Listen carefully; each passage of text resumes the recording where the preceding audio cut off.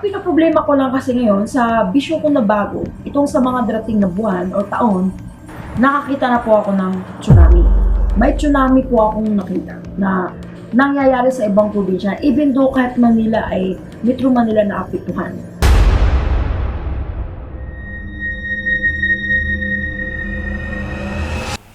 Hello po mga ka-PTV, sa video na ito ay tatalakayin natin ang 18 lugar sa Pilipinas na dapat maganda sa mga paparating na dilubyo ayon sa mga visions ni Madam Ruthie Baldwin.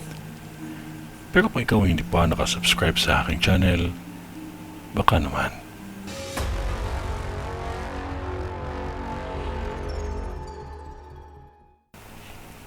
Sa prediction ko sa 2025, nabanggit ko na ang tungkol sa wildfire. Ito ang mga lugar sa bansa natin na magkakaroon nito at sana pag kayo ay makakita ng apoy na nag-uumpisa pa lang, agapan sana agad upang hindi ito lalala dahil ito ay nakatakda na mangyari sa mundo natin na sana maagapan dahil may wildfire na madaming kabahayan ang masusunog. Ito ang mga lugar: Camarines, Cagayan, Bohol, Bicol, Palawan, Surigao, Samar, Cavite, Laguna, Quezon Province, Romblon, Iloilo, at may 18 lugar pa na makakaranas ng wildfire. Kusa na lang liliyab ang mga punong kahoy at damuhan. Sana lahat ng mga patay na dahon at kahoy ay alisin upang ito ay maagapan. Ang lugar ng Cagayan at Camarines ay magkakaroon ng matinding aksidente at madami ang masasawi dito. Lalo na sa Palawan, maging maingat ang lahat sa pagmamaneho.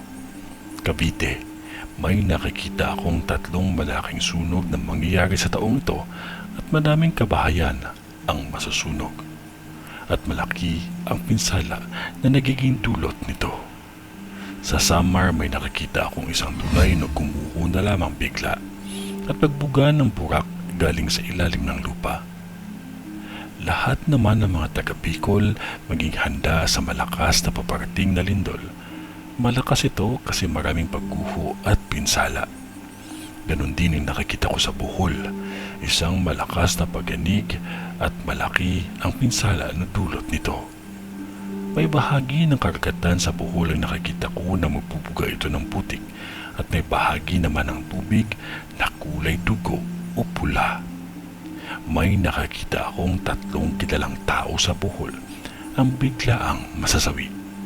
Maging maingat palagi at huwag basta magtiwala. Ang Surigao ay makakaranas ng malakas na lindol at ganoon din ang Romblon at Iloilo. Malakas na lindol na siya isang dahilan ng pag-angat ng tubig sa karagatan. Ang Laguna at Cavite makakaranas ng paulit-ulit na pagyanig at ang 2 lindol ay malakas ito na halos buong Luzon makakaramdam at hindi pa ito ang tinatawag na The Big One dahil sa vision ko, ang The Big One ay nakatanda na mangyari at Diyos lang ang makakapagbigay himala at makakapaghinto nito. Maging maingat lahat ng taga Quezon Province at Cavite dahil sa aksidente at sunog. May nakakita pa akong isang gas station na masusunog pa lamang.